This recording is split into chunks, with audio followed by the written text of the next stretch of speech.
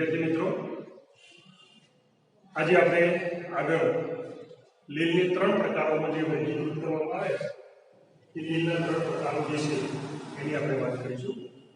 મિત્રો, અહીંયા આગળ આ જે ટોપિક છે લીલના વર્ગીકરણ એટલે કે જે ત્રણ પ્રકારો જે છે એ પ્રકારોને આપણે આ રીતે સરખાવણી અથવા તો તફાવત સ્વરૂપે આપણે અહીંયા જોઈએ છીએ.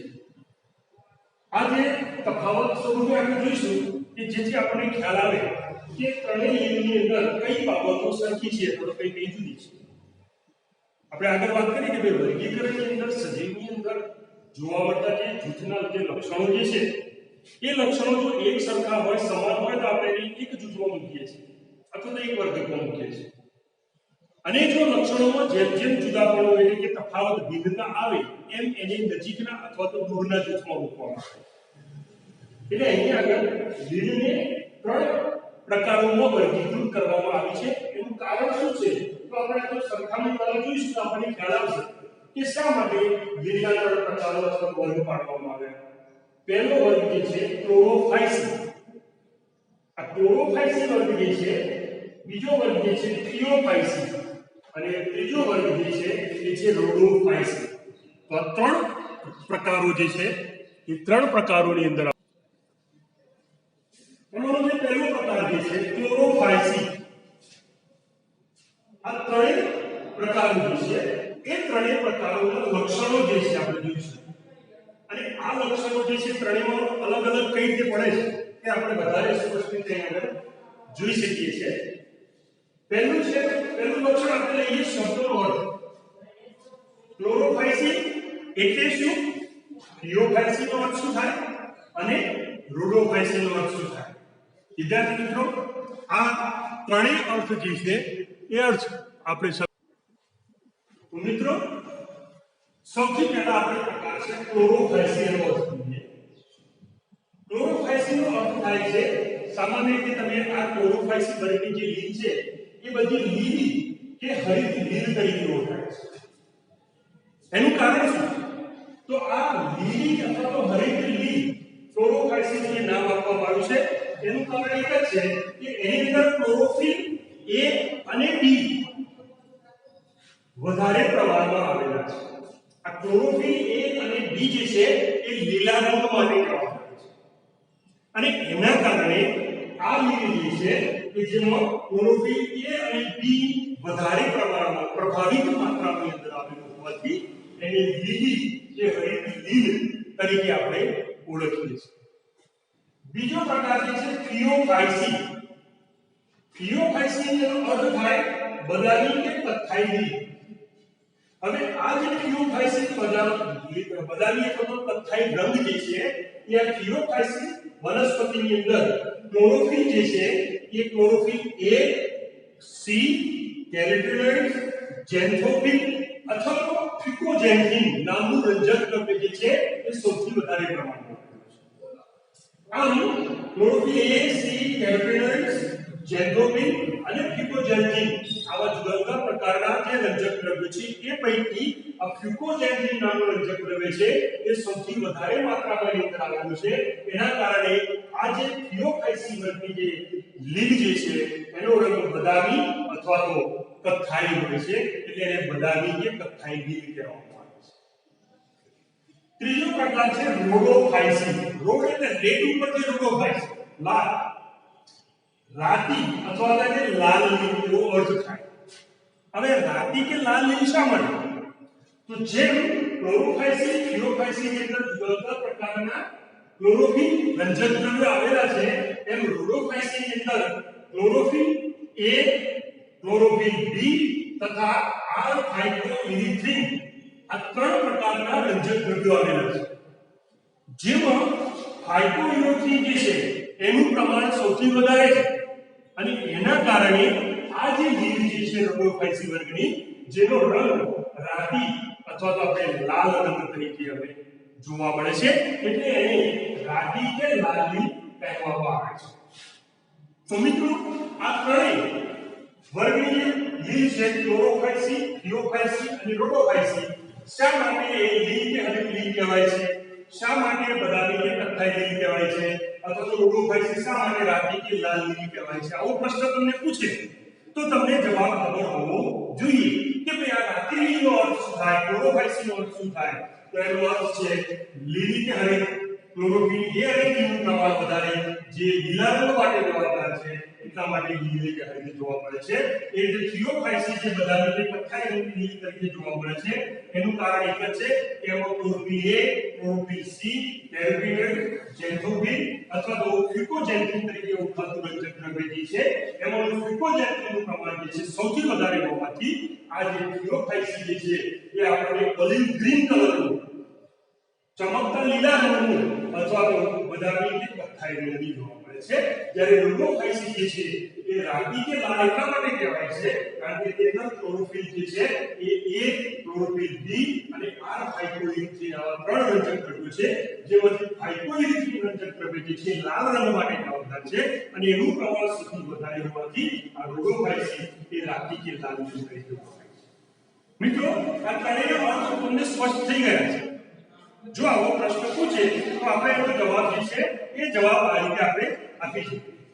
બીજું લક્ષણ છે નિવાસસ્થાન. આ જે લીલ જે છે એ લીલ કયા કયા નિવાસસ્થાન અથવા તો કયા સ્થાનો ઉપર એ વસવાટ ધરાવે છે તો ક્યાં જોવા મળે? એમાં પહેલી જે છે ક્લોરોફાઇસી તો એ મીઠા પાણી, મોટા ભાગે મીઠા પાણી અથવા તો થોડું ખારું અથવા તો ક્ષારયુક્ત પાણી હોય ત્યાં આગળ ક્લોરોફાઇસી નામની લીલ છે જોવા મળે. સૌથી વધારે માત્રામાં આપણે મીઠા પાણીની અંદર જોવા મળે. વહેતા ઝરણા હોય, નદીઓ હોય, તળાવ હોય, સરોવર હોય તો આ જે મીઠા જળાશયો જે છે એ મીઠા જળાશયોની અંદર અથવા તો મીઠા પાણીના જે જળાશયો છે એની અંદર ક્લોરોફાઇસી વધારે પ્રમાણમાં જોવા મળે છે. અમુક જાતો એવી છે કે જે થોડા ખારા પાણીનો અથવા તો ક્ષારયુક્ત પાણીની અંદર આપણને આ વનસ્પતિ વસવાટ ધરાવતી અથવા તેનું નિવાસ સ્થાન જે છે આપણને જોવા મળે છે. આગળ આપણે લીલનું સામાન્ય માહિતી મેળવી ત્યારે નિવાસ સ્થાનની અંદર વાત કરી કે ભાઈ જલજ છે, મીઠા કે ખારા પાણી. અમુક લીલ એવી છે કે જે મીઠા પાણીમાં વધારે જોવા મળે, ખારા પાણીમાં ઓછી જોવા મળે. જ્યારે અમુક લીલ એવી છે કે જે બધી ખારા પાણીમાં વધારે જોવા મળે, મીઠા પાણીમાં ઓછી જોવા મળે. બીજું ભેજવાળા સ્થાનો જ્યાં હોય, જમીન હોય, કડંબો હોય, દિવાલો હોય એવા સ્થાનો ઉપર જોવા મળે. કેટલીક લીલ એવી છે કે જે ફૂગ સાથે સહજીવન લાઇકેન સ્વરૂપે ગુજારતી જોવા મળે. જ્યારે અમુક કેટલીક લીલ એવી છે કે જે પહાડોના પ્રાણી રીંછ જે છે સ્લોથ બિયર એના શરીર ઉપર એ સહજીવન અથવા તો સંગઠિત સ્વરૂપે પણ આપણને જોવા મળે છે. એટલે આ ક્લોરોફાઇસી જે છે એ મીઠા પાણીમાં સૌથી વધારે જોવા મળે. જ્યારે થોડું ખારું અને ક્ષારયુક્ત પાણીની અંદર અમુક કેટલીક જાતિઓ જે છે એ આપણને જોવા મળે છે. ત્યાર પછી થિયોફાઇસી જે છે એનું નિવાસ સ્થાન છે મીઠું પાણી.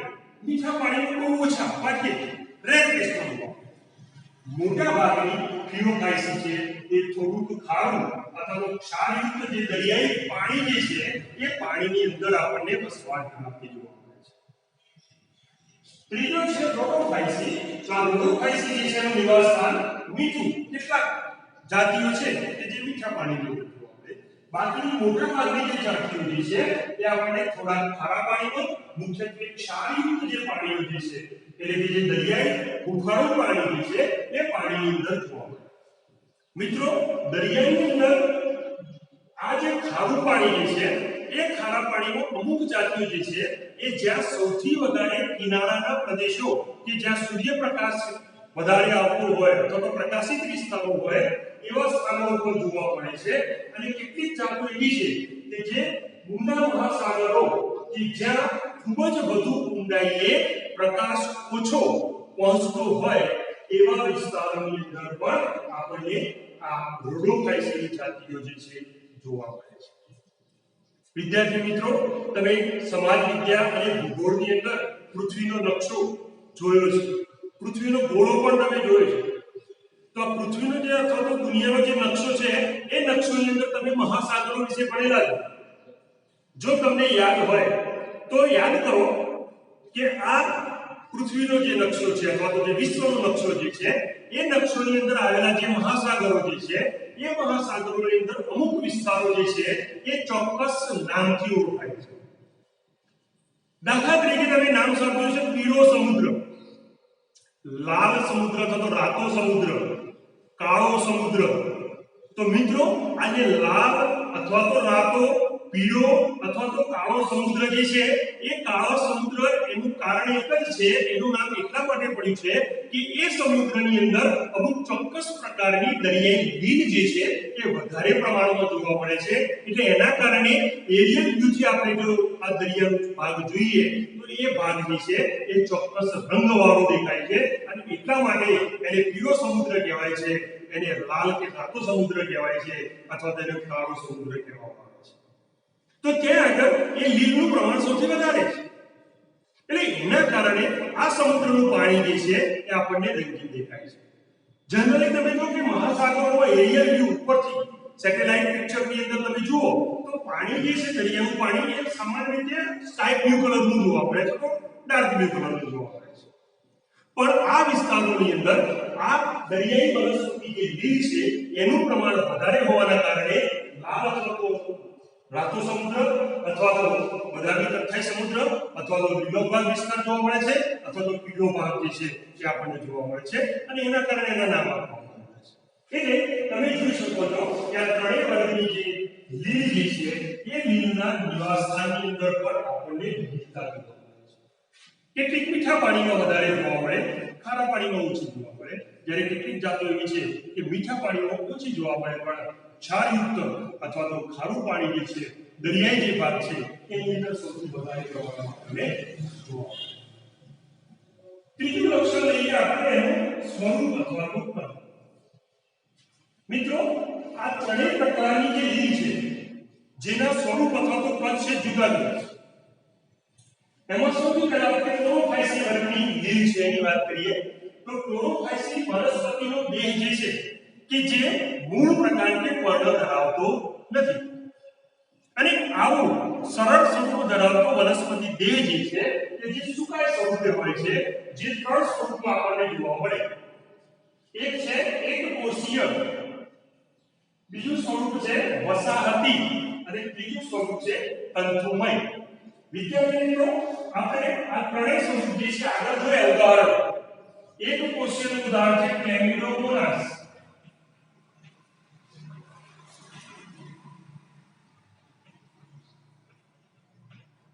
વસાહતી સ્વરૂપ જે છે એનું ઉદાહરણ છે વોલ્વોક્સ અને તંતુમય જે છે એના બે છે, એક છે યુરોથ્રિક્સ અને બીજી છે સ્પાઇરોગાયરા।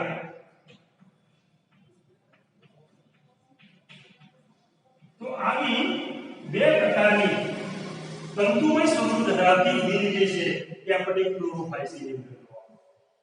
મિત્રો આપણે વાત કરી હતી કે ક્લેમિડોમોનાસ જે છે એ એકકોષીય સૂક્ષ્મ સ્વરૂપ ધરાવતી લીલ છે, જ્યારે વસાહતી સ્વરૂપની અંદર આવેલી વોલ્વોક્સ જે છે એ વોલ્વોક્સ મોટા સમૂહની અંદર એક સ્થાન ઉપર વસવાટ ધરાવે છે, એટલે એના કારણે આપણને વસાહત સ્વરૂપની આ વોલ્વોક્સ વનસ્પતિ લીલ જે છે એ લીલ આપણને જોવા મળે છે, જેની અંદર આપણે પિતૃ વસાહત મોટા સ્વરૂપમાં અને એની અંદર નાના નાના સ્વરૂપની અંદર બાળ વસાહતો જે છે ત્યાં વોલ્વોક્સ જોવા મળે। જ્યારે તંતુમય સ્વરૂપ જે છે કે જેમાં કોષો જે છે ભેગા થઈ અને એક લાંબા તાતણા જેવી રચનાઓ બનાવે, આવું આપણે યુરોથ્રિક્સ અને સ્પાઇરોગાયરાની અંદર એનું કદ અથવા સ્વરૂપ જે છે જોવા મળે છે। થિયોફાયસી જે છે એની અંદર ખૂબ જ કદ સ્વરૂપની અંદર વિવિધતા જોવા મળે છે। કેટલાક સ્વરૂપો જે છે એ સાદા શાખિત સ્વરૂપના હોય છે અને આવા સાદા શાખિત સ્વરૂપના જે સુકાય સ્વરૂપે આપણને જોવા મળે। બીજા કેટલાક જે છે કે જે તંતુમય સ્વરૂપની અંદર જોવા મળે અને ત્રીજા જે છે એ અતિશય શાખિત સ્વરૂપના મોટા છે। આ થિયોફાયસીના અતિશય શાખિત સ્વરૂપો જે છે કે જે મોટી દરિયાઈ વનસ્પતિ તરીકે ઓળખાય છે, જેને આપણે કેલ્પ કહીએ છીએ। કેલ્પ એટલે દરિયાઈ ઘાસ અને આવા અતિશય શાખિત મોટી દરિયાઈ વનસ્પતિઓ જે છે લીલ, જેના ત્રણ ઉદાહરણ છે, એક છે મેક્રોસિસ્ટિસ પેરિફેરા અને બીજી છે મેક્રોકાર્પા અને ત્રીજું છે સાર્ગેસમ। આ ત્રણ લીલ એવી છે કે જે અતિશય શાખિત મોટા કદની છે. ફિયોફાઇસીમાં ત્રણ સ્વરૂપ જોવા મળે: સાદા શાખિત સ્વરૂપના, તંતુમય સ્વરૂપના, અથવા તો અતિશય શાખિત મોટી દરિયાઈ વનસ્પતિઓ જેને આપણે કેલ્પ તરીકે ઓળખીએ છીએ, દરિયાઈ ઘાસ તરીકે ઓળખીએ છીએ. એલિયા, એકોસિસ્ટિસ પેરિફેરા અને મેક્રોકાર્પા બે જાતિઓ એવી છે કે જે 100 મીટર કરતા પણ વધુ ઊંચાઈની આપણને દરિયાની અંદર જોવા મળે છે. સાર્ગેસમ એવી લીલ છે કે જે 70 મીટરની ઊંચાઈ ધરાવે છે. એટલે સૌથી મોટા કદની લીલ જે છે એ આ થિયોફાઇસી પ્રકારની છે. ત્રીજો છે રોડોફાઇસી. તો એમાં સ્વરૂપ કદની આપણે વાત કરીએ તો આ રોડોફાઇસીના જે સ્વરૂપ છે એ સુકાઈ સ્વરૂપ હોય છે. અને આવા સુકાઈ સ્વરૂપો જે છે એ મોટા ભાગે બહુકોષીય છે. અને આવા બહુકોષીય મોટા કદના જે સ્વરૂપો જે છે કે જે આપણને રોડોફાઇસી વર્ગની લીલ જે છે એ લીલની અંદર જોવા મળે. જ્યારે અમારી કેટલીક લીલ એવી છે કે જે જટિલ દૈહિક આયોજન ધરાવે. મિત્રો, દૈહિક આયોજન એટલે શું? તો અહીંયા આપણે શરૂઆતમાં વાત કરી કે લીલ જે છે એ આદિકોષ કેન્દ્રી કે સુકોષ કેન્દ્રી છે. એકકોષી કે બહુકોષી રચના ધરાવે છે. તો અહીંયા આગળ રોડોફાઇસી જે છે એ બહુકોષીય રચના ધરાવે છે. અને આવી બહુકોષીય લીલ જે છે એમાંથી કેટલીક લીલ છે કે જે જટિલ દૈહિક આયોજન ધરાવે. દૈહિક આયોજન એટલે એમના શરીરની જે રચના જે છે એ સુવિકસિત ધરાવે. વનસ્પતિના જેવી સુવિકસિત રચના જે છે એ શરીર રચના ધરાવતા હોય તો એને કહેવાય દૈહિક આયોજન. જે મોટા ભાગના દેહધાર્મિક ક્રિયાને કરવા માટેના તંત્રો જે છે એ તંત્રો ધરાવતી હોય છે. તો આ વાત થઈ ક્લોરોફાઇસી, ફિયોફાઇસી અને રોડોફાઇસી. આ ત્રણ લીલના સ્વરૂપ અને કદ. મિત્રો, તમે જુઓ છો કે ત્રણેયના સ્વરૂપમાં તફાવત છે, લક્ષણોમાં ભિન્નતા છે, જુદાપણું છે, તફાવત છે. અને એટલા માટે એમને અલગ અલગ વર્ગમાં મૂકવામાં આવે છે. વનસ્પતિનું વર્ગીકરણ જે કરવામાં આવ્યું એ આ લક્ષણોને ધ્યાનમાં લઈને કરવામાં આવ્યું. ત્યાર પછીનું આપણે લક્ષણ જોઈએ રંજક દ્રવ્ય. ક્લોરોફાઇસી વર્ગની વનસ્પતિની અંદર રંજક દ્રવ્ય તરીકે વનસ્પતિ છે, આપણે વાત કરી સ્વયંપોષી છે, હરિત કણ ધરાવે છે, હરિત દ્રવ્ય ધરાવે છે. અને આ હરિત દ્રવ્ય જે છે એ જુદા જુદા વર્ગની લીલમાં અલગ અલગ હોય છે. સૌથી પહેલા આપણે ક્લોરોફાઇસીની વાત કરીએ તો ક્લોરોફાઇસી લીલની અંદર રંજક દ્રવ્ય જે છે એ ક્લોરોફિલ A અને B આ બે મુખ્ય આવે છે. કોઈ પણ વનસ્પતિ હોય તો એ વનસ્પતિ, દરેક વનસ્પતિ જે છે રંજક દ્રવ્ય ધરાવે છે. તમે જુઓ વિદ્યાર્થી મિત્રો, વનસ્પતિઓના રંગ મોટા ભાગે આપણને લીલા રંગની જોવા મળે છે. અમુક વનસ્પતિઓ એવી છે કે જેનો રંગ જુદો હોય. આખા વનસ્પતિની એનો રંગ એટલે કે એના જે પર્ણ છે, કુમળી શાખાઓ છે, ડાળીઓ છે, લીલા રંગની હોય. અને અમુક વનસ્પતિની અંદર તમે એના પર્ણો જુઓ તો રંગીન જોવા મળે છે. કેટલીક વનસ્પતિઓ કે જેના પર્ણો રંગીન જોવા મળતા હોય તો એનું સમજી લેવાનું કે એ વનસ્પતિની અંદર આ ક્લોરોફિલ A અને B તો છે પણ ઓછી માત્રામાં છે, પણ અન્ય રંગનું રંજક દ્રવ્ય વધારે માત્રામાં હોય એટલે એના કારણે એના રંગ જે છે એ આપણને જુદા જુદા જોવા મળે. એ સિવાય પણ કેટલીક લીલની અથવા વનસ્પતિની જાતિઓ છે કે જેની અંદર આપણને એક કરતા વધુ રંગો એના પર્ણોની અંદર ડિઝાઇન સ્વરૂપે, છાટ સ્વરૂપે આપણને જોવા મળે. ક્લોરોફાઇસી લીલી કે હરિત લીલી એટલા માટે છે કારણ કે એની અંદર ક્લોરોફિલ A અને B સૌથી વધારે છે.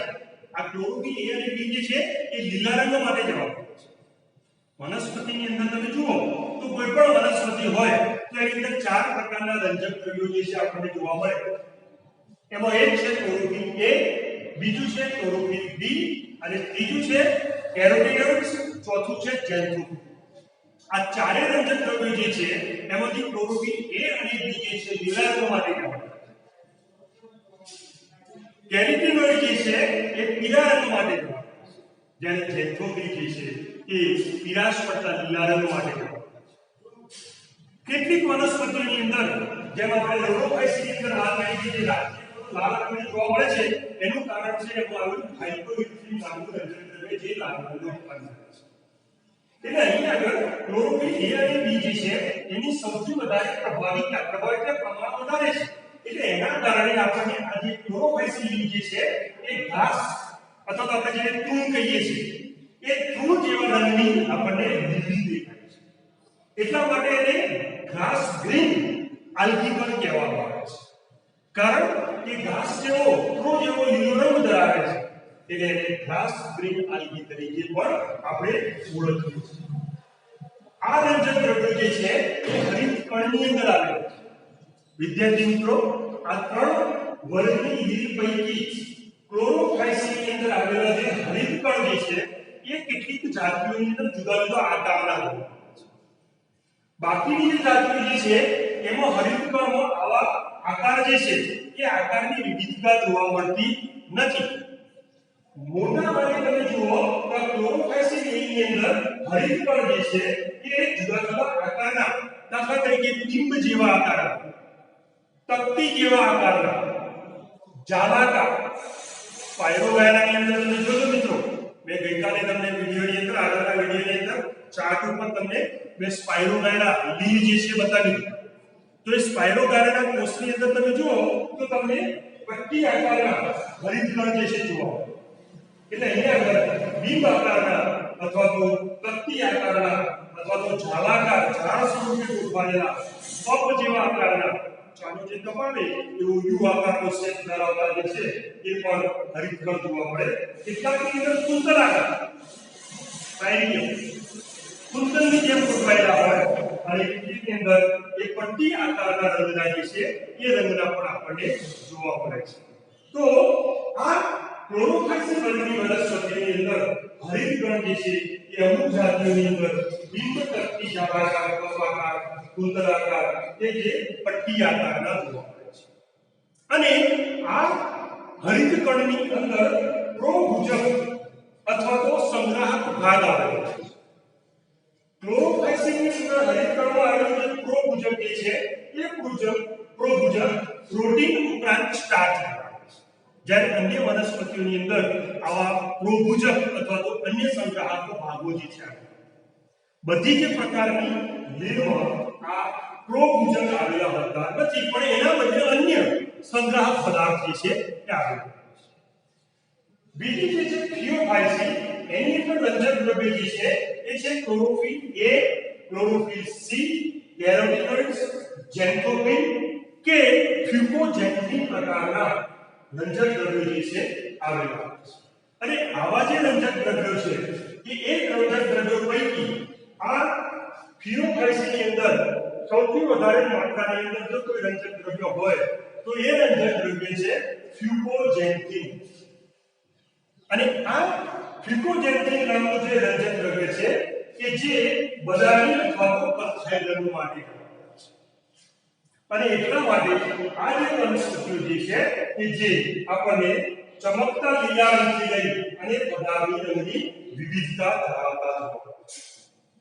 કેટલીક થિયોફાઇસિન એવી છે કે જેમાં ક્લોરોફિલ A, C, કેરોટીનોઇડ્સ, ઝેન્થોફિલ હોય, ફ્યુકોઝેન્થિન હોય, પણ ફ્યુકોઝેન્થિન ઓછા પ્રમાણમાં, ત્યારે એ ચમકતા લીલા ઓલિવ ગ્રીન કલર, મિત્રો આર્મીમાં જે સૈનિકો જે છે જે પોતાની વર્દી પહેરે છે અને વર્દીનો અથવા જે ડ્રેસનો કલર છે ઓલિવ ગ્રીન, એવા ઓલિવ ગ્રીનના જોવા મળે, કારણ કે એમાં A, C, કેરોટીનોઇડ્સ વધારે પ્રમાણમાં હોય, જ્યારે ઝેન્થોફિલ અથવા તો ફ્યુકોઝેન્થિન જે છે એ ખૂબ જ ઓછા પ્રમાણમાં એની અંદર આવેલું હોય છે।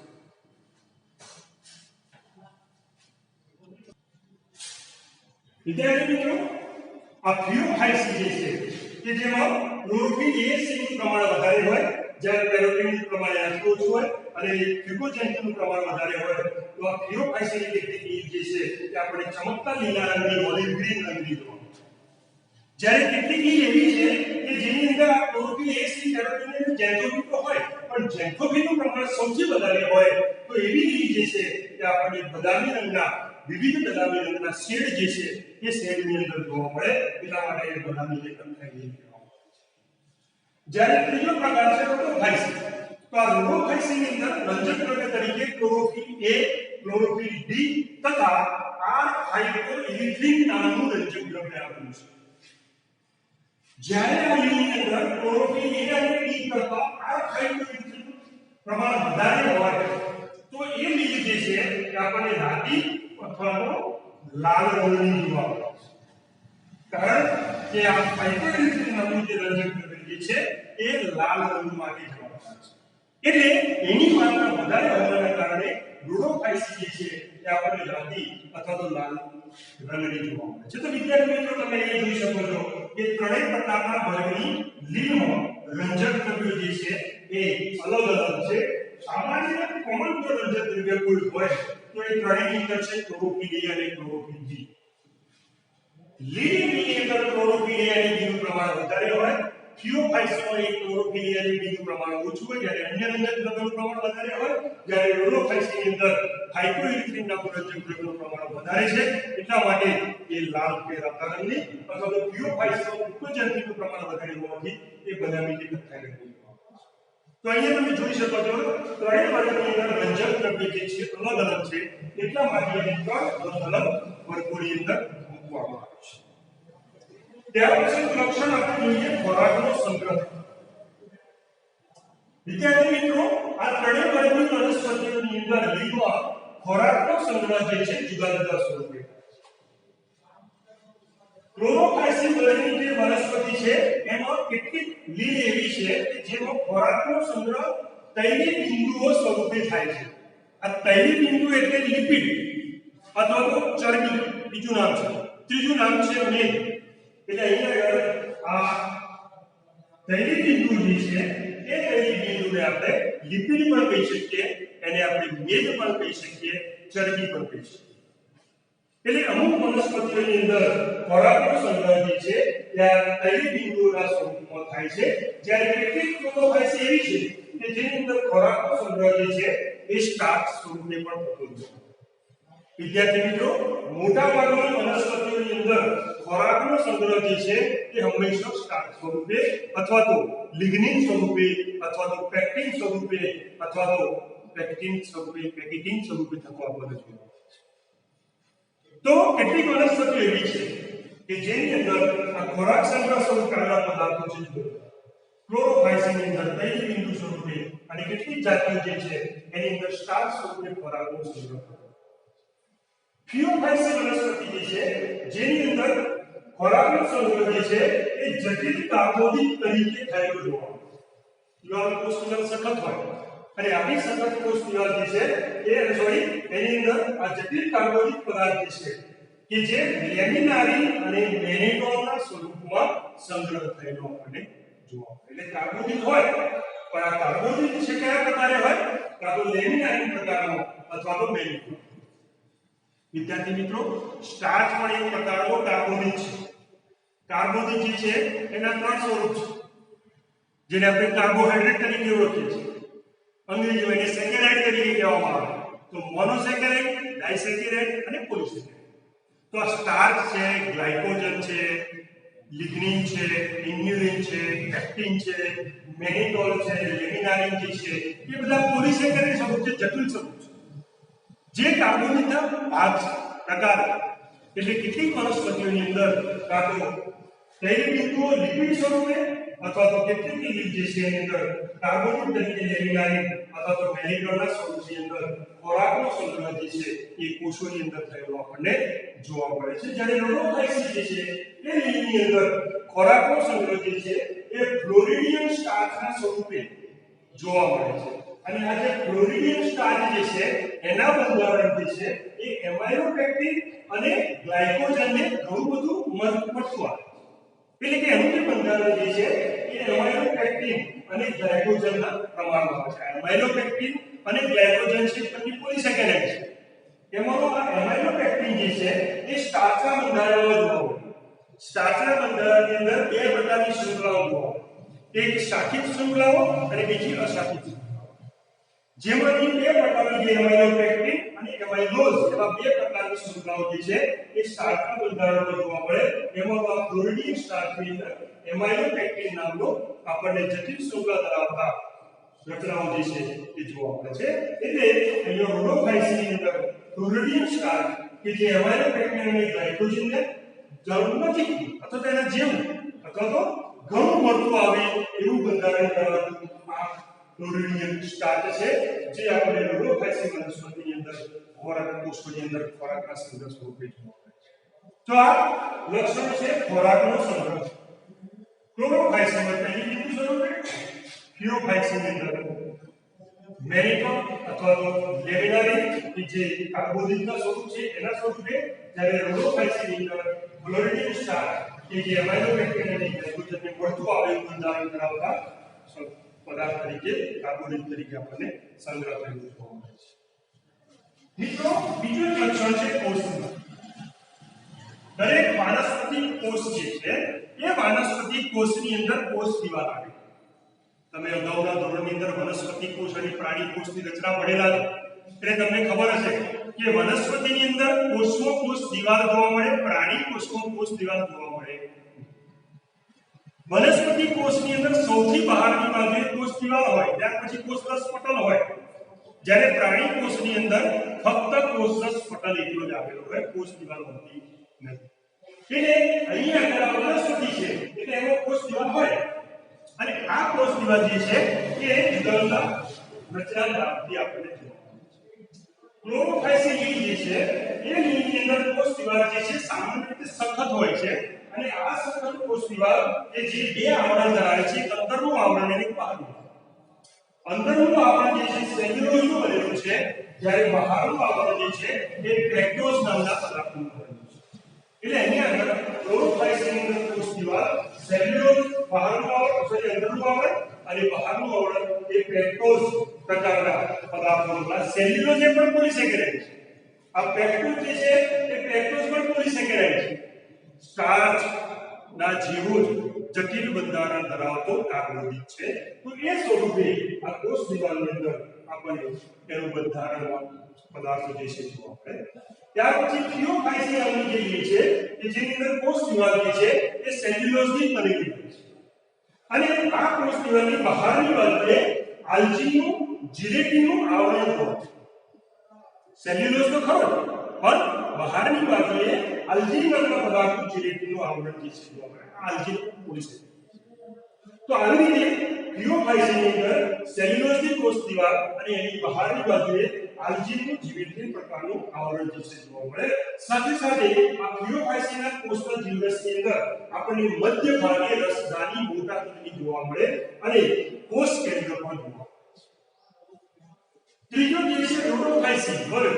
તો આ રોડોફાઇસી વર્ગની કોષોની વાનસ્પતિક કોષો જે છે એની કોષ દિવાલ સેલ્યુલોઝની બનેલી હોય છે અને આવા બધા જ વાનસ્પતિક કોષો કે જે સેલ્યુલોઝની બનેલી કોષ દિવાલ ધરાવે અને સાથે સાથે કેટલીક જાતિઓની અંદર પોલિસલ્ફેટ, એસ્ટર અને પેક્ટિનની બનેલી પણ કોષ દિવાલો જોવા મળે છે. એટલે રોડોફાઇસીના વાનસ્પતિક કોષો જે છે એ સેલ્યુલોઝની કોષ દિવાલ ધરાવે અથવા તો પેક્ટિનની કેટલીક જાતિઓ, જ્યારે કેટલીક જાતિઓ જે છે એ પોલિસલ્ફેટ, એસ્ટર નામના જે પદાર્થો જે છે એની બનેલી આપણને કોષ દિવાલ જોવા મળે છે.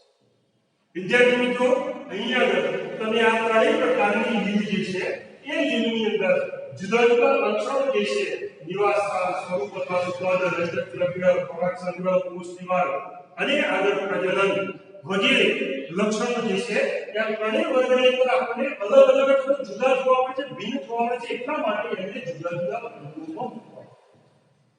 જો લક્ષણોમાં સમાનતા હોત તો એમને એક જ વર્ગમાં મૂકવામાં આવે. પણ અહીંયા તમે જોઈ શકો છો કે લક્ષણોની અંદર આપણે સમાનતા જોવા મળતી નથી. લક્ષણોની અંદર તમે જોઈ શકો છો ભિન્નતા છે, તફાવત છે, જુદાપણું છે.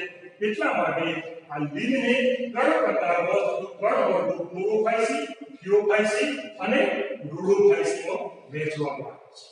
તો અહીંયા તમે જોઈ શકો છો બોર્ડની અંદર કે ત્રણેય પ્રકારની લીલ જે છે એ લીલનો તફાવત શું છે. વિદ્યાર્થી મિત્રો, આપણે આ લીલના જે ત્રણ વર્ગ જે છે ક્લોરોફાઇસી, ફિયોફાઇસી, રોડોફાઇસી એની અંદર કેટલીક લક્ષણ જોઈએ પ્રજનન. મિત્રો આ ત્રણેય વર્ગની લીલ જે છે એ લીલની અંદર પ્રજનનની અંદર પણ તફાવત જોવા મળે છે, ભિન્નતા. મોટા ભાગના જે પ્રજનન જે છે એ ત્રણ પ્રકારે આપણને થતા જોવા મળે છે. એમાં એક છે વાનસ્પતિક પ્રજનન, વેજીટેટિવ રિપ્રોડક્શન. એટલે વાનસ્પતિક પ્રજનન એટલે શું? તો વનસ્પતિના અંગમાંથી નવા સજીવનું અથવા તો નવા છોડનું સર્જન થાય એને કહેવાય વાનસ્પતિક. વનસ્પતિની આ એક વિશિષ્ટતા કે દરેક વનસ્પતિઓ, મોટા ભાગની વનસ્પતિની અંદર તમે જુઓ તો આપણને ખબર છે કે દરેક વનસ્પતિમાંથી નવો છોડ જે છે બીજમાંથી ઉત્પન્ન થાય છે. પણ કેટલીક વનસ્પતિ એવી છે કે એના મૂળમાંથી, એના પ્રકાંડમાંથી, એના પર્ણમાંથી, એના પુષ્પમાંથી એની અંદર આવેલી અગ્રીય કલિકા અથવા તો કક્ષ કલિકાઓ જે છે અથવા તો એની અંદર આવેલી જુદી જુદી રચનાઓ છે, ગુસ્તારી, ગુસ્તારિકા, અધોગુસ્તારી, વિલો, કંદ અથવા તો આ રચનાઓ જે છે એ રચનાઓ આ વનસ્પતિના જુદા જુદા અંગોમાંથી ઉત્પન્ન થાય અને એમાંથી નવી વનસ્પતિના છોડનું પણ સર્જન થતું હોય છે. આગળના ધોરણની અંદર આપણે એના વિશેનો વધારે ઊંડાણમાં અભ્યાસ કરીશું. એટલે અહીંયા લીલની અંદર ક્લોરોફાઇસની અંદર એક પ્રકારનું પ્રજનન જે છે વાનસ્પતિક પ્રકારનું. તો આવી ક્લોરોફાઇસની અંદર સામાન્યતઃ અવખંડન પદ્ધતિ જે છે એ પદ્ધતિ દ્વારા વાનસ્પતિક પ્રજનન થતું આપણને જોવા મળે છે.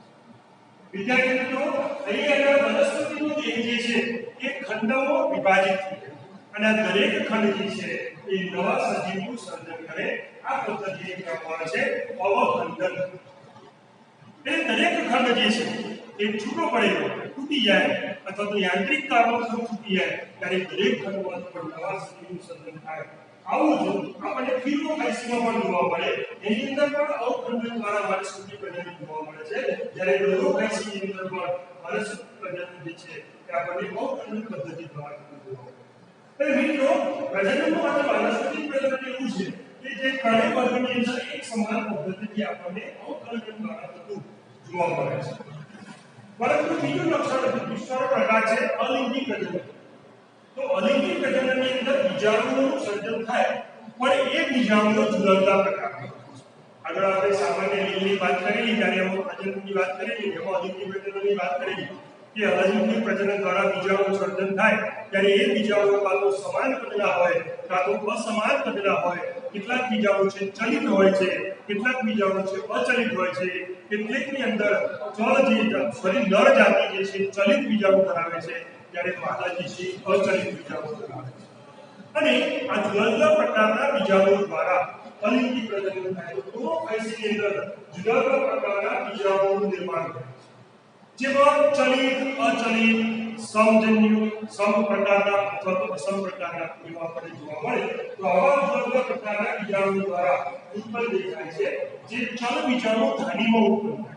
અને આ ચલ બીજાણુ ધાનીમાં ઉદ્ભવતા કશાધારી જે ચલ બીજાણુ જે છે એ બીજાણુ દ્વારા અલિંગી પ્રજનન થાય અને એમાંથી નવી વનસ્પતિ જે નવો છોડ છે નવા છોડ.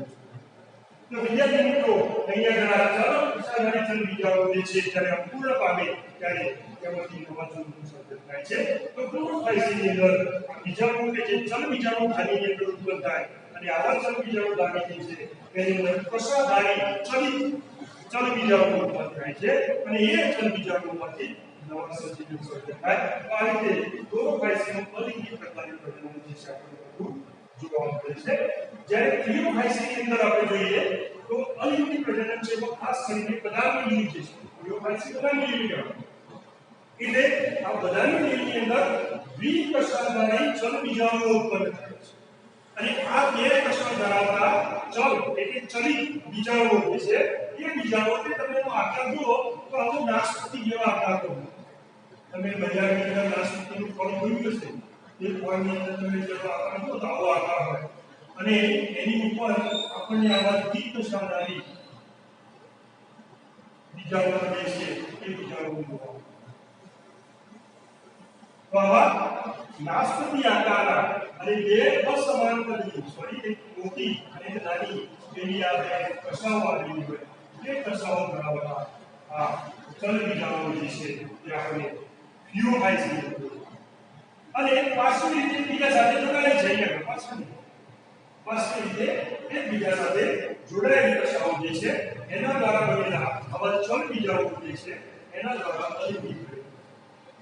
જ્યારે ક્લોરોફાઇસની અંદર અલિંગી પ્રજનન જે છે એ અચલિત બીજાણુઓ દ્વારા મિત્રો અહીંયા આગળ વિશ્લેષણ કરો કે ક્લોરોફાઇસીમાં ચલ બીજાણુ છે, એ રીતે ક્લોરોફાઇસીમાં પણ ચલ બીજાણુ છે, પણ ક્લોરોફાઇસીમાં અચલ બીજાણુ છે. તો આમાં અચલિત બીજાણુ કે જેને કહેવાય છે અચલ બીજાણુ. તો આવા અચલ બીજાણુઓ દ્વારા અલિંગી પ્રજનન જે છે તે આપણે ક્લોરોફાઇસી વર્ગની વનસ્પતિ જે લીલ છે એ લીલની અંદર જોવા મળે. એટલે અહીંયા આગળ બીજાણુ ઉત્પન્ન થાય છે, પણ પ્રાણીની અંદર જો અલિંગી પ્રજનનની જુદા જુદા પ્રકારના બીજાણુ છે. અહીંયા આગળ બે કશાદારી છે, પણ એક સમાન કશાદારી અથવા તો એક જ કશાદારી. અહીંયા આગળ બે કશાઓ છે, બી કશાદારી પણ સમાન કદની. જ્યારે અહીંયા આગળ કશાની અચલિત અથવા તો અચલ બીજાણુઓ જે છે ઉત્પન્ન થાય છે અને એના દ્વારા અલિંગી પ્રકારનું પ્રજનન જે છે એ ક્લોરોફાઇસીની અંદર જોવા મળે છે. વિદ્યાર્થી મિત્રો તમે આગળ ક્લોરોફિલો અને ક્લોરોફાઇસીની અંદર અલિંગી પ્રજનન જે છે બીજાણુઓ ઉત્પન્ન થાય છે, પણ એ બીજાણુ કેવા છે? જુદા જુદા પ્રકારના છે, જુદા પ્રકારની રચના ધરાવે છે. એટલે આ ત્રણેયની અંદર અલિંગી પ્રજનન જે છે ભૂમિકા છે. ત્રીજો પ્રજનનનો પ્રકાર છે લિંગી પ્રજનન, સેક્સ્યુઅલ રિપ્રોડક્શન. ક્લોરોફાઇસી વર્ગની જીવ જે છે એમાં લિંગી કોષો દ્વારા અથવા લિંગી કોષોના પ્રકારો જે છે અને એના દ્વારા નિર્માણ પામતા જે જન્યુઓ છે એ વિવિધતા ધરાવે છે.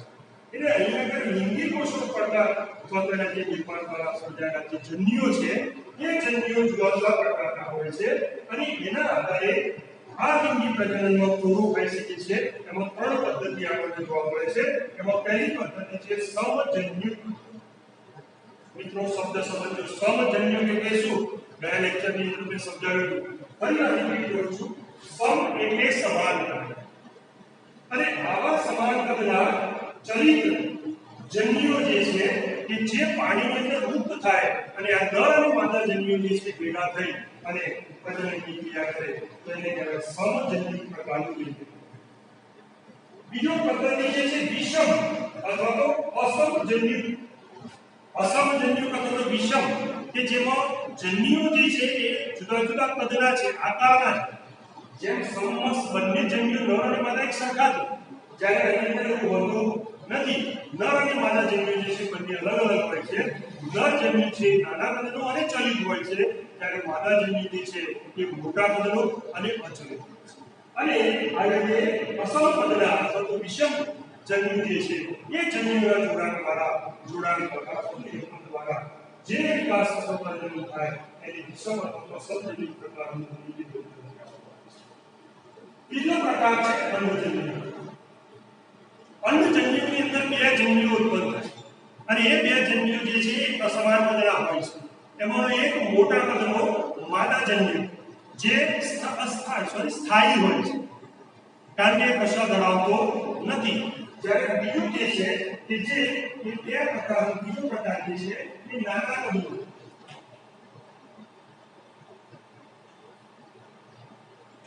અને આ મોટા કદનો અચલિત. જ્યારે નાના કદનો જે છે એ ચલિત હોય છે એટલે કશા ધરાવે છે અને આ જે નાના કદનો જે છે એ છે નરજન્યુ અને આ મોટા કદનો જે છે એ માદા જન્યુ. તો આ રીતે અંડજન્યુની અંદર બે પ્રકારના જન્યુઓ ઉત્પન્ન થાય. મોટા કદનો અચલિત માદા જન્યુ અને નાના કદનો ચલિત અથવા તો અચલ સ્થાયી એવા નરજન્યુ જે છે ઉત્પન્ન થાય. અને આ મોટા કદનો માદા જન્યુ અચલિત અને નાના કદનો ચલિત નરજન્યુ જે છે એના જોડાણથી યુગ્મનથી ફલનથી આ લિંગી પ્રકારનું પ્રજનન જે છે એ અંડજન્યુ પ્રકારનું થાય છે. તો સંપૂર્ણપણે ખ્યાલ આવી ગયો છે તમને. સમ એટલે સરખા કદના, અસમ અથવા તો વિષમ એટલે જુદા જુદા કદના અથવા તો એક સરખા કદના ન હોય, અને અંડજન્યુ એટલે અંડ કોષ જન્યુ ઉત્પન્ન કરે અને આવા અંડજન્યુ જે છે એ મોટા કદનો અને નાના કદનો હોય. મોટા કદનો માદા હોય અચલિત હોય, નાના કદનો નર હોય ચલિત હોય અને બંને વચ્ચે ઉત્પન્ન થાય એટલે અંડજન્યુ પ્રકારનું ફલન કહેવામાં આવે છે. આ પ્રકારનું જે પ્રજનન છે એ લિંગી પ્રજનન છે. એવી રીતે ક્લોરોફાઇસીની અંદર આપણને લિંગી પ્રજનન જે છે એ પણ ત્રણ પ્રકારે થતું હોય છે. એમાં એક છે સમજન્યુ, બીજું વિષમ અથવા તો અસમજન્યુ અને ત્રીજું અંડજન્યુ. જે રીતે પ્રોફાઇસની અંદર સમ, વિષમ અને અંડ પ્રકારના છે જે અહીંયા પર સમ, વિષમ અને અંડજન્યુ. મિત્રો પ્રોફાઇસની અંદર જન્યુનું જે જોડાણ જે છે એ પાણીની અંદર અથવા તો અંડધાની જે છે અંડજન્યુ જે પ્રકારે જોડાણ થતું હોય તો એમાં અંડધાની જે છે એ અંડધાનીની અંદર આ નર અને માદા જન્યુ જે છે જોડાય. અંડધાનીની અંદર એની જે માદા જન્યુ છે એ પાણીની અંદર તરતો નર જન્યુ જે છે અંડધાનીમાં દાખલ થઈ અને અંડધાનીમાં આવેલો અંડજન્યુ જે છે એની સાથે જોડાય અને આ અંડજન્યુ પ્રકારનું લિંગી બને. જન્યુઓ જે છે એ અહીંયા આગળ નાસપતિ આકારના હોય છે અને બે પાર્શ્વિક રીતે જોડાયેલી કશાઓ ધરાવે છે. તો અહીંયા આગળ જે અલિંગી પ્રજનનમાં જે પ્રકારનો આપણને ચરબીજાણુ જોવા મળે છે દીર્ઘસ્વભાવી એવું નહીં અંડજન્યુ જાતિની અંદર નાસપતિ આકારનો અને પાર્શ્વિક રીતે જોડાયેલી બે કશાઓ ધરાવતો અંડજન્યુ જે જોવા મળે છે. તો આ રીતે અંડજન્યુ પ્રકારે અથવા વિષમજન્યુ પ્રકારે અથવા તો સમજન્યુ પ્રકારની પ્રજનન જે છે આપણે ફિયોફાઇસી.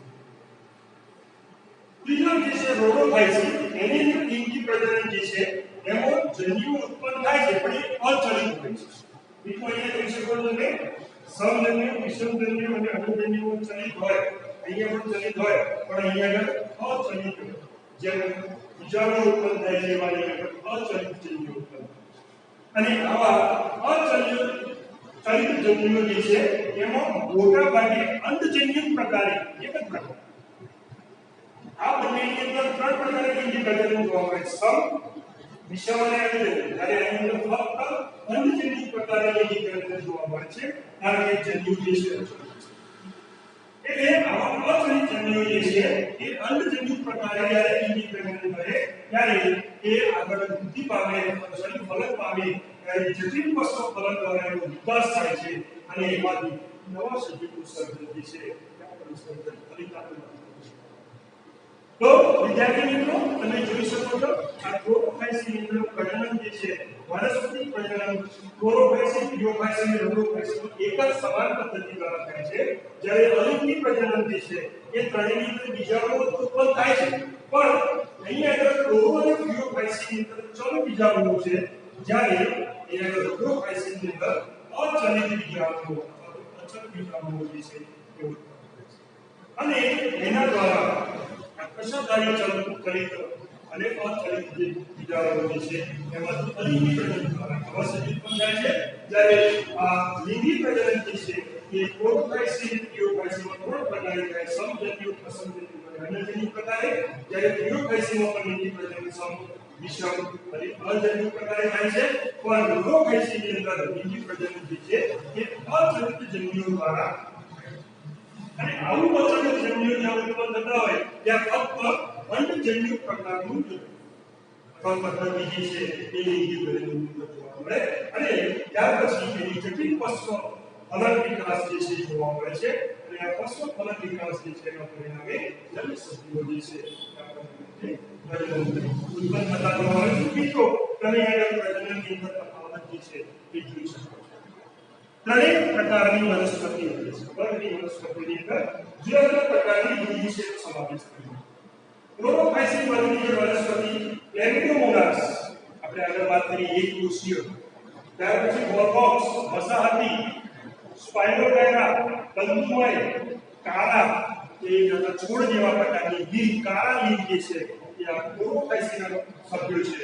અમુક ઉદાહરણો લીધા છે, બીજા ઘણા બધા છે અને જે પ્રચલિત ઉદાહરણો છે એને આપણે લીધા છે.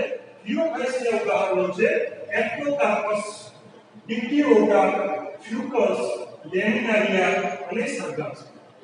જ્યારે રોડોફાઇસીના ઉદાહરણ છે બેક્ટેરિયોસ્પર્મમ, પોલિસાયકોનિયા, પોરફાયરા, બેસિલારિયા અને જેરિકો. તો આ ત્રણેય વર્ગની વનસ્પતિના પ્રચલિત ઉદાહરણો છે કે જે આપણને ક્લોરો, ફિયો અને રોડોફાઇસી નામની જે લીલ છે એ લીલની ઉદાહરણ છે. વિદ્યાર્થી મિત્રો તમે નેટ ઉપર આલ્ગી ALGAE શબ્દ લખશો એટલે આલ્ગી સર્ચ કરશો એટલે તમને આ બધા પ્રકારની લીલ જે છે લીલના ઇમેજ જે છે ફોટા ઉતરી જશે. આલ્ગી સર્ચ કર્યા પછી તમે ઇમેજમાં જજો અને ઇમેજની અંદર જોજો તો તમને ઘણી બધી એટલી આકર્ષક સ્વરૂપની અને એટલી સૂક્ષ્મ કદની અને એટલી સુંદર રચના ધરાવતી આ લીલ જે છે એ તમને જોવા મળશે.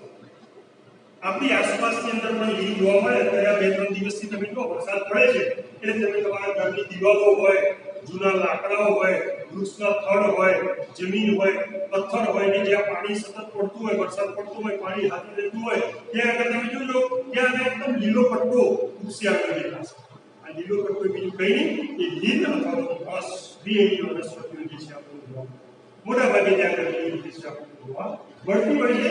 અને આ જે વનસ્પતિઓ જે છે તમે જાતે પણ નિરીક્ષણ કરીને જોઈ શકો છો અથવા તો તમે નેટ ઉપર આલ્ગી શબ્દ લખી સર્ચ કરજો અને ઇમેજમાં જશો તો તમને ઘણી બધી અઢળક જાતિઓ જે છે જે મેં તમને કીધું કે લાલ અથવા તો રાતા રંગની અથવા તો પીળા રંગની અથવા તો કાળા રંગની જુદા જુદા રંગની લીલ જે છે એ લીલના સ્વરૂપો તમને જોવા મળશે. એમાંની કેટલીક એવી છે કે જે ફક્ત એક જ કોષની સૂક્ષ્મ રચના ધરાવતી હશે, કેટલીક વસાહતી સ્વરૂપો ધરાવતી હશે, કેટલીક તંતુમય સ્વરૂપો ધરાવતી હશે, કેટલીક વિશાળ કદની દરિયાઈ ઘાસ કેલ્પ જે આપણે કહીએ છીએ મેક્રોસિસ્ટિક પેરીફેરા અને મેક્રોકાર્પા સેલાનિના જેવી જાતિઓ જે છે કે જે લીલા રંગની અથવા તો બદામી કે કથ્થાઈ રંગની અથવા તો આખી કે લાલ રંગની જાતિઓ જે છે પીળા રંગની જાતિઓ જે જેક્ઝોફિલનું પ્રમાણ વધારે હોય તો એ પોપટી રંગની અથવા પોપટી લીલા રંગના પણ જોવા મળે. તમે પૃથ્વીનો નકશો અથવા તો દુનિયાનો નકશો જોશો તો એની અંદર સમુદ્રો પણ જોજો અને એ સમુદ્રની અંદર જોજો ઘણી જગ્યાએ તમને આ રાતો સમુદ્ર, કાળો સમુદ્ર, પીળો સમુદ્ર બરાબર વગેરે સમુદ્રો જે છે ત્યાં નામ એના એટલા માટે પડે છે એ સમુદ્રના ખારા પાણીની અંદર આ જુદા જુદા જાતિની અમુક ચોક્કસ પ્રકારના રંગદ્રવ્યો ધરાવતી લીલ જે છે વધારે જોવા મળે છે એટલા માટે એ જોવા મળે છે. તો વિદ્યાર્થી મિત્રો તમને આ લીલ જે છે એના સામાન્ય માહિતી અને ત્રણ વર્ગો જે છે એ વર્ગોના તફાવત જે છે તફાવત વિશે ખૂબ જ સારી રીતે ખ્યાલ આવ્યો હશે. તમે આને નોટ કરજો.